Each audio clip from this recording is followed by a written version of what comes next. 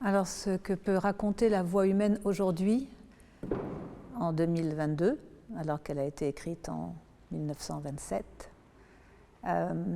quand Cocteau a écrit La voix humaine, son argument, c'était de traiter le fait que, parce qu'il y avait eu l'invention du téléphone, c'était tout nouveau, le téléphone à l'époque, il s'est dit comment il y a une chose effrayante qui arrive aujourd'hui, on peut quitter son amour par le téléphone, sans le regarder dans les yeux, sans le voir, grâce à la technique ou à cause de la technique. C'est terrible, mais on peut se séparer par le téléphone.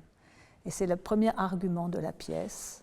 C'est pour ça qu'il y a cette femme, seule, au téléphone, qui parle avec son amant, dont on n'entend pas la voix. Et c'est le dernier coup de téléphone, et c'est comment couper une relation, comment faire en sorte que le fil qu'il y a entre deux personnes se coupe. Et alors aujourd'hui, la modernité de la voix humaine, c'est qu'on en est toujours là. Comment rompre? Comment dire adieu?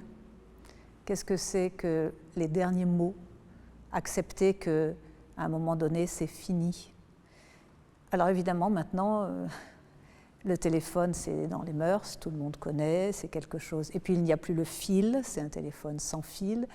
Et puis le téléphone maintenant devient une caméra, devient avec FaceTime, avec etc. Donc on n'est plus dans la même problématique.